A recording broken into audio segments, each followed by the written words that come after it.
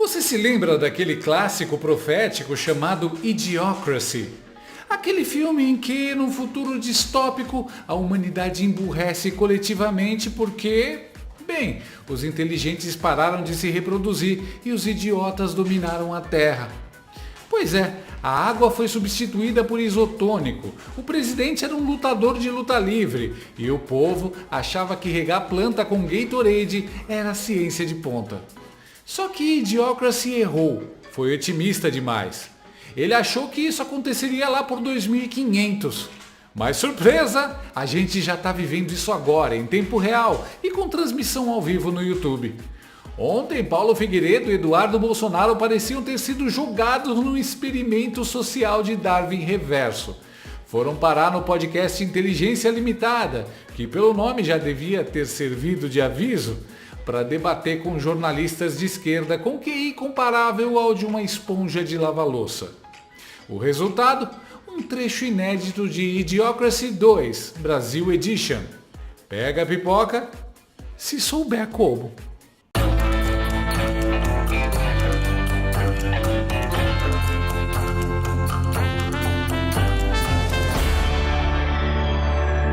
Como se não bastasse acordar cedo, trabalhar, pagar as contas, a gente ainda tem que carregar o Brasil nas costas para pagar a mamata dos petistas. Chega uma hora que o corpo reclama, não aguenta. E se você tem dores nas juntas e nas articulações, seus movimentos ficam limitados e você deixa de fazer um monte de coisas. É por isso que você precisa conhecer o Nato Shark dia e noite. Ele é um suplemento alimentar natural, feito para ajudar no tratamento das dores nas juntas e articulações. Veja a reação dos inscritos aqui do canal.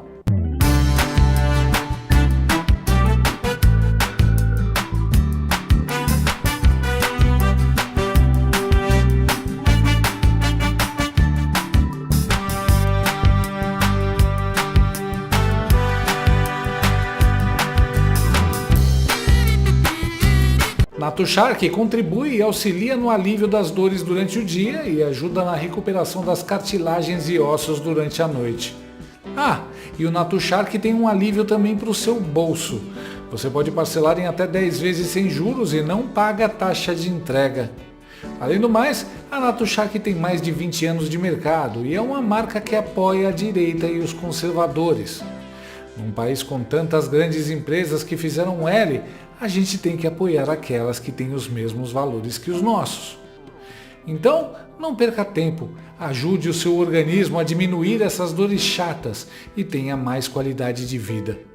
Ligue para o número que aparece na tela ou acesse o link na descrição desse vídeo e peça o seu Nato Shark dia e noite, agora mesmo.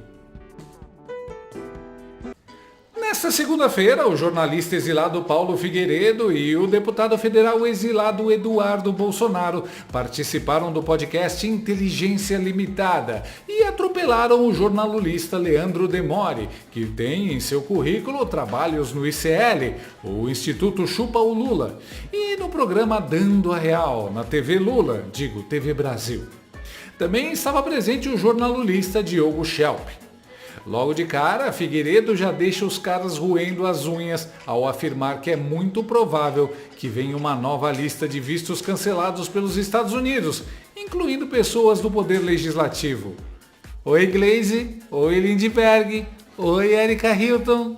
É possível, extremamente possível, que venha uma nova leva de sanção de vistos mais abrangente, que envolva outras figuras, inclusive do Poder Legislativo. E você tem as sanções Magnitsky, porque essa separação é importante que as pessoas tenham, né? As pessoas fazem confusão. Existe tarifa, que é uma taxa que é cobrada para as importações, existem sanções de visto, que foram essas levas que foram emitidas já na sexta-feira passada, e existem as sanções Magnitsky. Além destas, existem os embargos ao país. Como está escrito no documento assinado por Donald J. Trump, aquela era uma primeira lista. Mais umas 3 listas estaria de bom tamanho. Imagina como Brasília recebeu essa notícia. O brasileiro está descobrindo que os devotos de Cuba não podem ficar sem viajar ou fazer negócios nos Estados Unidos. Mas o sistema também contra-ataca. Pouco antes da entrevista, o ministro do Soviético Tribunal e Nosferatu de toga, Alexandre Uglandi, bloqueou bens, contas e Pix de Eduardo Bolsonaro. Ele inclusive mencionou isso quando o jornalista tentou fingir que se preocupava com o gasto de dinheiro público. E você, na verdade, teria que reassumir o seu mandato, você volta a receber o seu salário até que a situação seja concluída, ou seja, ou perca o mandato por faltas ou renuncie? É uma dúvida mesmo. Olha, realmente... eu confesso que eu não sei não, Diogo, mas eu vou ser bem sincero com vocês. Porque a rigor a licença acabou. Minhas contas, democraticamente, eu tô com as contas todas bloqueadas. Alexandre de Moraes aqui, enquanto a gente estava entrando aqui no programa, ele estava bloqueando as minhas contas. Então não se preocupe que o dinheiro do seu suado imposto só vai para a lua de mel do Lula e da Janja nos hotéis mais caros do mundo ou para abastecer avião da FAB para trazer corrupta do Peru para o Brasil. Isso daí não é mais uma preocupação do povo brasileiro. Agora, nós parlamentares, nós somos reféns dos nossos eleitores. Se você perguntar para os meus eleitores, eles pagariam até o dobro do meu salário, eu tenho certeza disso. Tomou? A cara do sujeito ficou até sem graça. Os esquerdopatas nunca vão entender um cara lutando pelo que acredita, porque eles julgam os outros por suas próprias réguas imundas. Acham que todo mundo é igual a Janja, ao Lula ou a Erika Hilton, sempre querendo levar uma vida de luxo às custas do contribuinte. Pelo jeito, o bloqueio das contas foi tarde demais. Eduardo não só não se intimidou, como parece bem determinado a acelerar até o fim. E eu queria saber também qual é o futuro, qual é o seu futuro político daqui para frente. Diogo, eu não estou preocupado com o meu futuro político, né? Eu estou disposto a morrer no exílio aqui nos Estados Unidos para levantar essas bandeiras de liberdade, porque eu estou vendo um povo desesperado, à beira de uma Venezuela, e não tem mais a quem recorrer.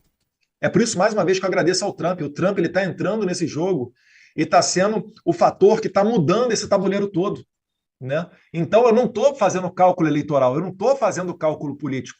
Para mim, pouco importa a questão de desgaste ou não. Para mim, importa se a gente vai soltar aquelas velhinhas que estão presas. Para mim, importa se o brasileiro, né, não vai estar fadado no futuro a ser igual Cuba, onde tudo que você faz, né, todo fruto do seu trabalho, vai para o ditador e você não pode sequer reclamar disso. Essa que é a minha preocupação. Se eu vou ser eleito senador, deputado federal, presidente, qualquer coisa que seja, muito antes disso, passa, né, essa situação de agora. Eu tenho dito, as próximas semanas, os próximos meses, serão vitais para as próximas décadas do Brasil.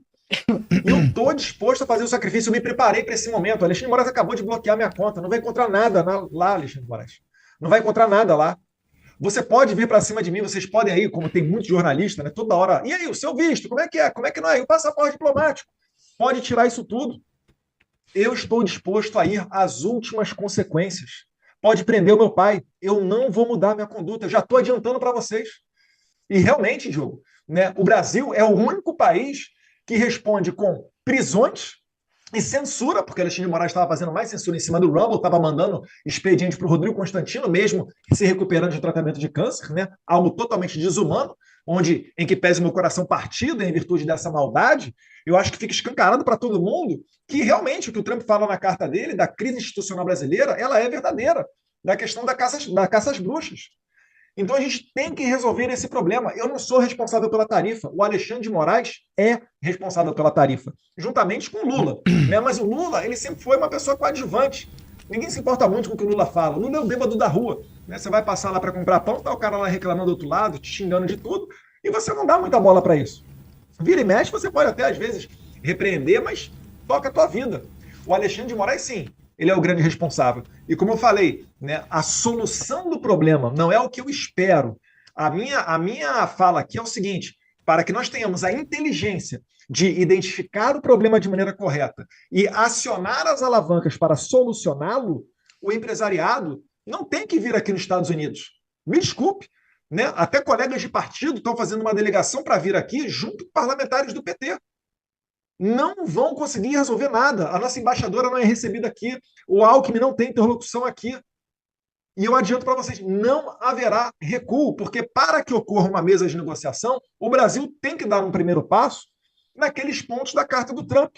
E aí a minha sugestão é, deixem o Congresso votar a anistia. Se quiserem sacrificar o país inteiro para, né, achando que vale a pena deixar a senhora Iracina Gás, a da Gilza, né, e vários outros na cadeia para talvez morrerem igual Clezão, se acharem que isso vale a pena, paciência, né? Não serei eu que vou cooperar com esse regime e dar ali um apoio para que o país continue pagando altos impostos para sustentar as viagens do Lula, né? A interferência do Lula no judiciário da Argentina, pedindo Cristina livre, a interferência do Lula que mandou um avião da FAB pegar uma corrupta condenada no Peru, né? A ex-primeira-dama Nadine, e trazer para o Brasil. E depois ficam dizendo que nós interferimos na soberania. Os Estados Unidos está apenas se protegendo. Mas não foram vocês que foram aos Estados Unidos para fazer esse lobby? Diogo. O Moraes mandou o mandado de prisão, um minutinho, para a Flávia Cordeiro, cidadã americana, porque ela tuitou daqui dos Estados Unidos. O Moraes não gostou e mandou prender. Vocês acham que o Trump vai olhar isso como? Chutaram empresas americanas daqui como X? Né? Não deixam a Rumble vir para cá, a não ser, né? Aí tem as condições, tem que bloquear o Alan dos Santos, o Terça Livre, esse e aquele. Uma violação clara da primeira emenda. Vocês realmente acham que o Trump vai olhar para essa situação e vai entender com normalidade? Só um líder fraco, como o Joe Biden, entenderia isso daí como normal. E no máximo daria uma empresas norte-americanas. Macho pra caralho. Esse sim tem caráter. Filho de peixe, né? Eduardo, pega leve. Cuidado pro Diogo não chorar, como fez no programa Os Pingos nos Is. Mas é engraçado como conceitos como esse não entram na cabeça de esquerdista, né? Pode desenhar, eles simplesmente não querem entender. É como se estivesse falando uma língua diferente. Na verdade, eles não podem entender, são escravos do sistema. Se forem justos e imparciais, perdem o emprego ou os patrocinadores. Eles ficam visivelmente incomodados com as verdades e ainda tentam explicar o inexplicável. Os caras se recusam a perceber que o Brasil já é uma ditadura, sabe-se lá por quais motivos. Mas, quando tentam apresentar os argumentos deles, são atropelados sem dó pelos fatos. Olha essa surra de verdades que o Figueiredo deu no Shelp. Vocês usam muito o argumento, Eduardo, de que não era possível dar um golpe no Brasil sem as Forças Armadas. Vocês falam muito isso. E, no entanto, você diz que o Brasil é uma ditadura porque o ministro do STF, que não tem sequer controle das Forças Armadas, vocês dizem que é uma pré-condição... Claro que ele tem controle das Forças Armadas. Ah, ele tem... Então me explica como que o Alexandre de Moraes tem o controle das Forças Armadas. Eu noticiei isso na Jovem Pan em 2022. General Tomás foi indicado pelo Alexandre de Moraes. Eu disse em 2022, na Jovem Pan, no ar, que ele seria o comandante do Exército. Depois o Lula nomeou ali faz de conta o general Arruda, que ficou 15 dias, 20 dias talvez, como comandante do Exército, e depois foi o general Tomás. Você sabia que o general Tomás, Diogo, tem reuniões regulares com o Alexandre de Moraes, inclusive na casa dele? Aí eu me pergunto, por que diabos o comandante do Exército vai se reunir na casa de um ministro da Suprema Corte? Então eu estou te dizendo, ele tem sim as Forças Armadas. Ele tem o comandante das Forças Armadas e a garantia, através do Chilling Effect, que a tropa vai ficar quietinha no lugar dele. Quantos generais 4 estrelas já foram presos até agora? Quantos oficiais respeitadíssimos dentro do Exército não foram presos até agora para que ele pudesse fazer um verdadeiro expurgo dos patriotas dentro das Forças Armadas? Uma das coisas que é urgente e que vai ser feita assim a partir de 2027 é a retomada do orgulho das nossas Forças Armadas, do patriotismo dentro da força. E patriotismo não é isso que eles estão dizendo, tolerância, não sei o que, não. Patriotismo é o cumprimento do dever. Figueiredo também apresentou uma lista de jornalistas que sofreram perseguição do judiciário nos últimos anos. Algo que só acontece em ditaduras. Agora, nós temos fatos. No Brasil, você tem Rodrigo Constantino, jornalista premiado, livros publicados, já passou por todas as emissoras que você pode imaginar. Rodrigo Constantino está como? Há 2 anos e 7 meses, sem acusação de crime nenhum, com tratamento de câncer, exilado nos Estados Unidos, sem poder visitar a própria pátria, com contas bloqueadas, redes sociais bloqueadas e por aí vai. O meu caso é absolutamente análogo ao do Constantino. Nunca recebi uma comunicação formal do governo brasileiro. Você tem o Guilherme Fiuza, cara. Guilherme Fiuza. Guilherme Fiuza é um dos grandes autores do Brasil, um intelectual. Cadê o Guilherme Fiuza? Foi objeto de medidas análogas. Alan dos Santos, mesma coisa, pior, pedido de prisão, passou um tempão sem poder ver a própria filha. Oswaldo Eustáquio, que eu brinco de chamar de Oswaldo Escroque, porque, na minha opinião, faz o jornalismo mais rasteiro e de pior qualidade, não vale nada. Ainda assim, defendo os direitos dele como liberdade de imprensa. Fato. Você tem... Eu posso continuar aqui, tem uma lista enorme de jornalistas perseguidos ou objetos que basta para alguns, você não precisa ser perseguido, basta ser chamado para depor. Vou dar um exemplo aqui, Fernão Lara Mesquita. Alguém acha o Fernão Lara Mesquita um jornalista extremista? Pois é, Fernão Lara Mesquita tendo que dar explicação na Polícia Federal sobre coisas que ele publica. Ou outro, Vilela sabe, foi competidor dele aqui há um tempo, inclusive lançou esse negócio, Monark. Alguém pode achar que o Monark é um extremista radical que vai quebrar tudo, uma ameaça à democracia? Porra, se tua democracia não sobrevive a um gordinho maconheiro falando tolice na internet, ele emagreceu, é sinal que tua democracia não está muito bem de saúde. Mas continua Você maconheiro. O Vilela pode falar o que ele quiser. E é bom, e é assim que tem que ser. E se o Vilela falar besteira, e às vezes eu acho que fala, como eu falo também, que bom. Agora, veículos de imprensa, você falou do Intercept, o Terça Livre, cara, eu trabalhei no Terça Livre. O Terça Livre foi fechado, teve todas as contas bancárias fechadas pelo Alexandre de Moraes. Era um veículo independente de imprensa, com assinante, igualzinho ao Intercept. Podia ter um viés para um lado ou para o outro. O Intercept também tem. Tinha assinante e foi chamado de lavagem de dinheiro. A Jovem Pan se tornou em um ano a maior emissora de televisão de notícias. O meu programa, o programa que eu fazia, e o Diogo foi meu colega, também participou do programa durante o tempo, o Pingo nos Is, era o programa mais assistido do Brasil. A gente tinha mais audiência do que a CNN e a Globo News somada, multiplicada por 2.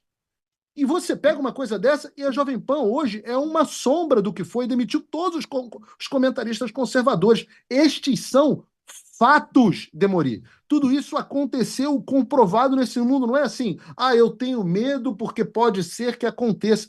Tem milhões nessa de tenho medo que pode ser que aconteça. Mas tudo isso que eu estou dizendo aconteceu. E eu acho que você, como eu, deveria estar unido. O Nicolas acabou de chamar de burros os jornalistas que não entendem, que nós estamos defendendo você também, cara. Figueiredo passando salame na boca do canhotinho.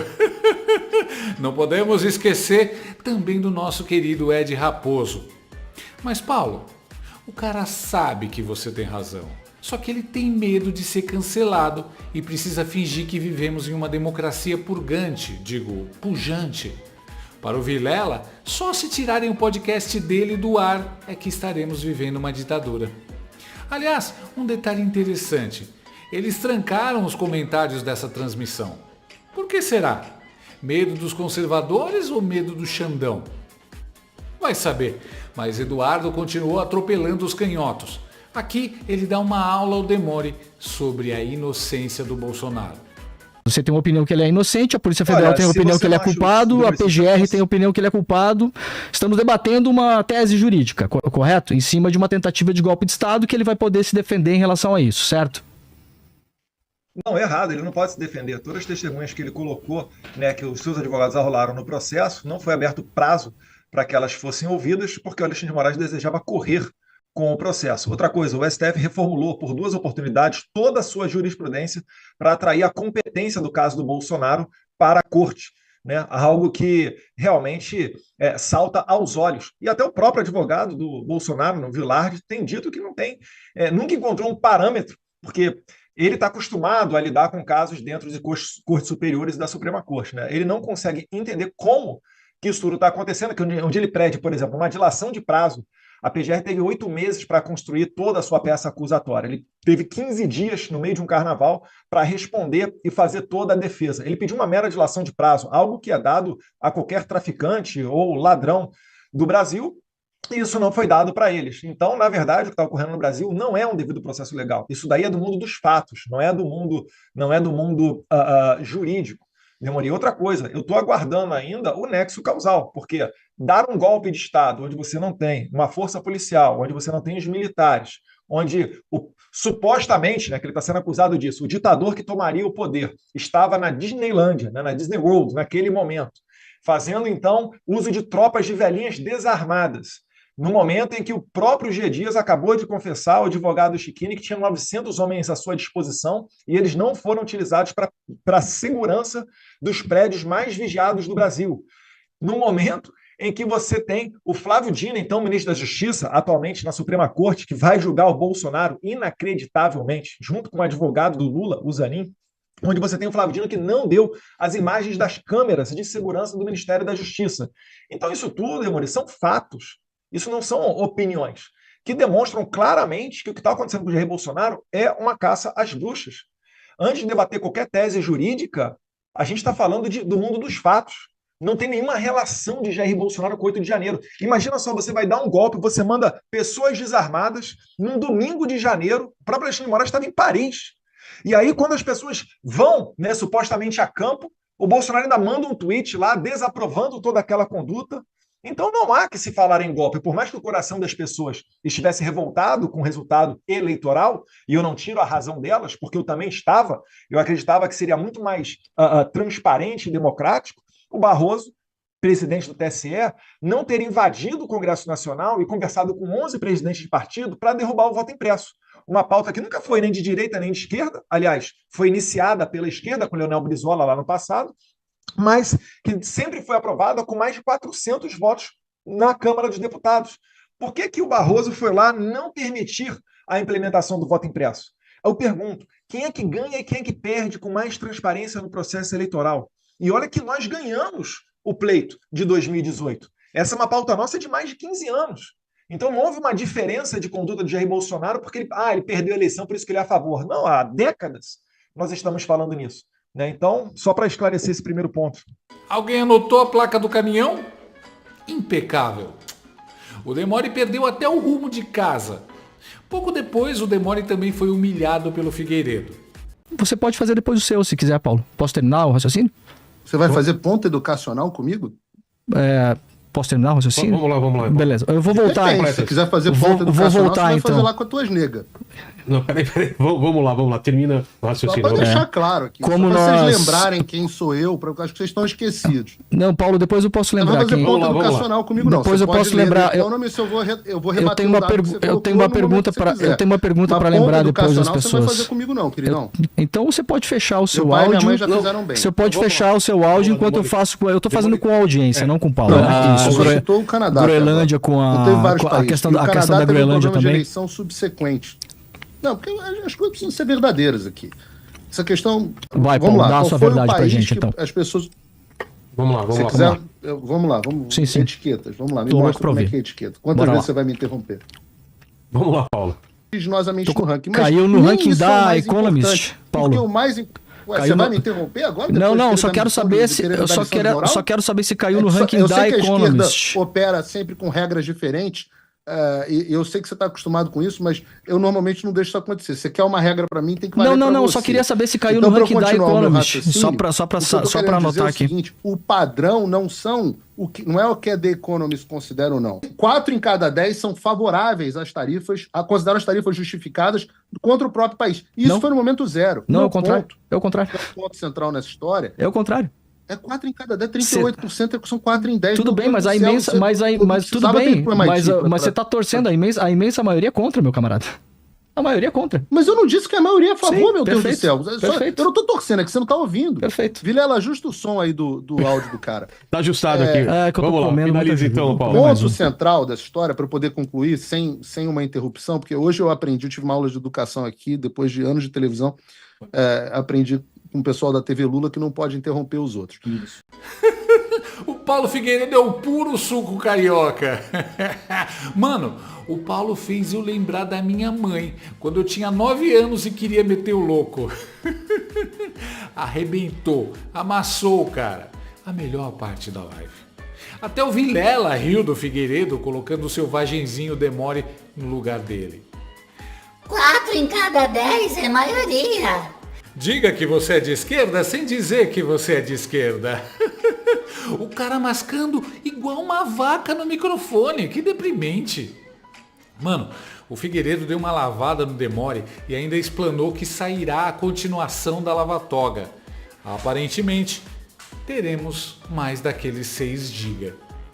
Bom, em primeiro lugar, sobre a The Economist, né? Uma questão de ordem aqui. Em primeiro lugar, não é verdade que os Estados Unidos baseiam a sua visão de quem é democracia ou não em relatório da Economist. O Departamento de Estado publica o seu próprio relatório sobre o estado dos países e, inclusive, deve publicar um relatório esse ano sobre a situação do Brasil. Então, desculpe o fact-checking, mas não é verdade. Outra coisa é a omissão ao espectador de dizer que os Estados Unidos estão no mesmo patamar como democracia flaw, né? Democracia com defeitos. De fato, o Brasil está no no mesma categoria, só que os Estados Unidos estão na posição 28ª e o Brasil está na posição na 57ª, sendo que do último ano para agora, o Brasil caiu 7 pontos no ranking, que é a maior queda que o Brasil tem nos últimos anos. Ou seja, a The Economist, mesmo a The Economist, esse padrão que você está utilizando, considera o Brasil um país bem diferente dos Estados Unidos e um país que está caindo vertiginosamente no ranking. Mas caiu no ranking da Economist, Paulo. Porque o mais você vai me interromper agora? Não, só quero saber se só quero saber se caiu no ranking da Economist. Eu sei que a esquerda opera sempre com regras diferentes. E eu sei que você está acostumado com isso, mas eu normalmente não deixo isso acontecer. Você quer uma regra para mim, tem que valer Não, só queria saber se caiu no ranking da Economist. Só para anotar aqui. Seguinte, o padrão não é o que a The Economist considera ou não. Você pode considerar The Economist. Eu não considero. Eu tenho olhos e ouvidos para ver o que é uma democracia e o que não é. E eu sei que nos Estados Unidos não dá para comparar o grau de democracia com o Brasil, porque eu vivo nos Estados Unidos. Eu estou aqui, eu sei que não há nenhum político preso por conta das suas opiniões. Eu sei que não há nenhum jornalista com problemas por causa das suas opiniões. Eu sei que a população critica abertamente todas as ações do governo, sendo de direita ou de esquerda, e ninguém tem absolutamente nenhum problema. Eu sei que o americano tem problemas com o seu sistema eleitoral, mas tem tentado discutir e aprimorar. O americano que achou que a eleição de 2020 foi roubada, e de fato foi, modificou em mais de 30 estados a sua legislação eleitoral para ter um sistema melhor em 2024, que trouxe de volta o Donald Trump ao poder. Então, eu não me baseio por ranking da The Economist, eu me baseio pela minha vida real. A discussão é, você pode falar livremente? Pode. No Brasil não pode, nos Estados Unidos pode. Você tem político preso de oposição? No Brasil tem, nos Estados Unidos não. Os jornais falam livremente? Eu vou dar um exemplo aqui para você, Demory.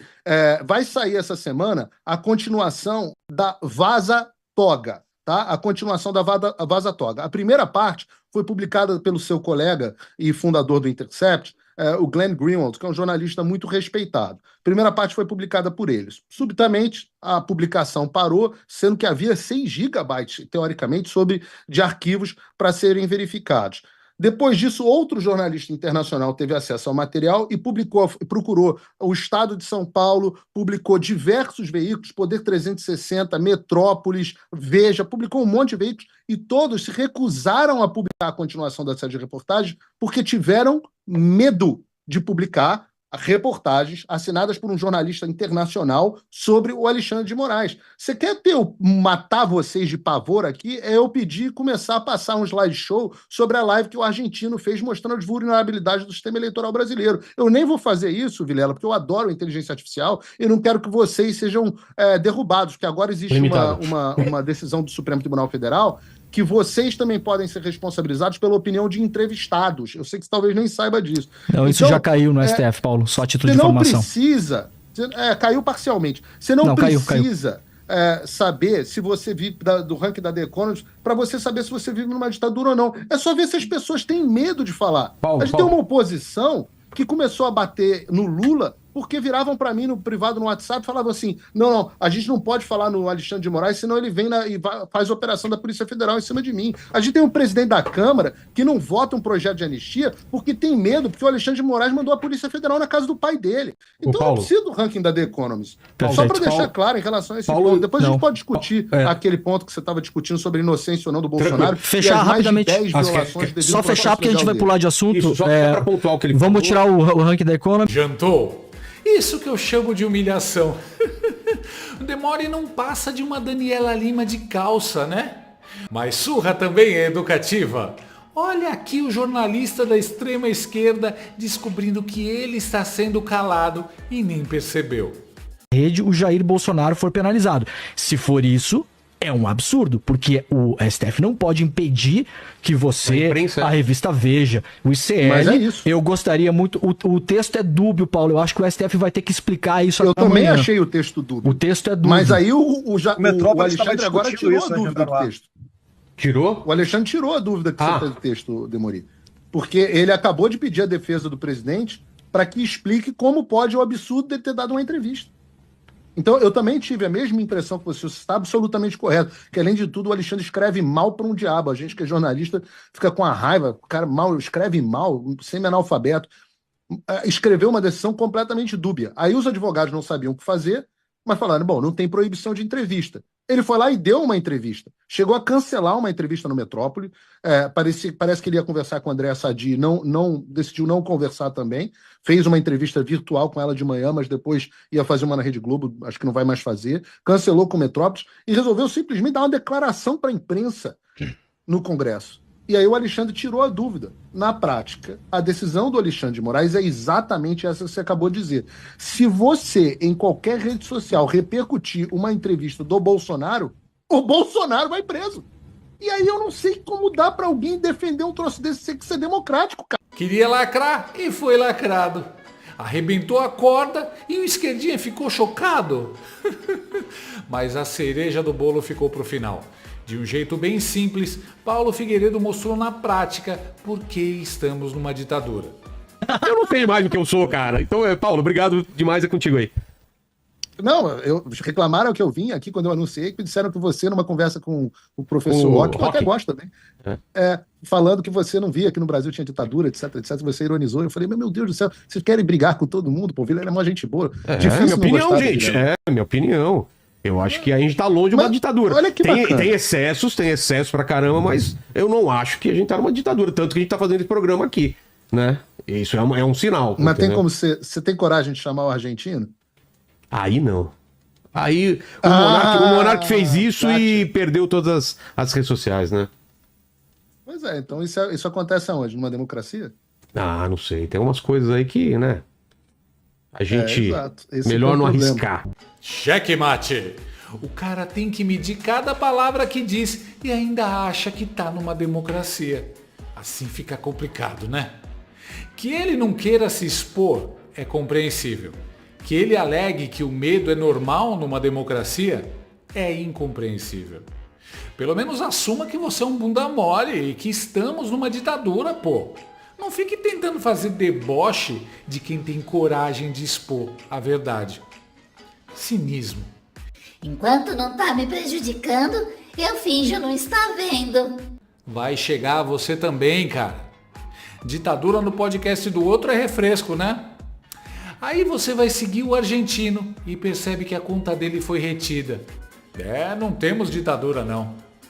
E assim como no filme Idiocracy, onde o sujeito do século XXI acorda no futuro e vira o homem mais inteligente do planeta, testemunhamos ontem um fenômeno parecido.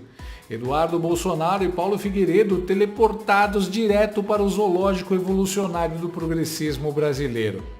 Cercados por jornalistas com cérebro em ponto morto e argumentos que pareciam retirados de cartazes de passeata com giz de cera, nossos protagonistas se tornaram, ali, verdadeiros homo sapiens, não no sentido acadêmico, mas quase bíblico.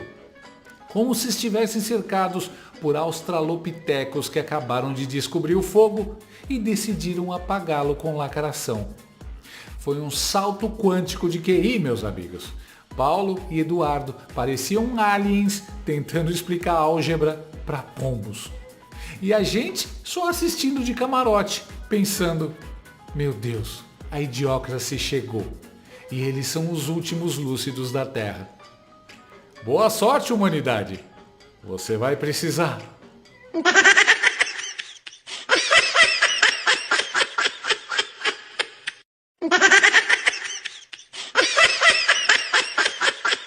Gostou desse vídeo? Então inscreva-se no canal, comente, curta e compartilhe com seus amigos. Não gostou? Compartilhe com seus inimigos. Até o próximo vídeo, se o mundo não acabar antes. Por hoje é só.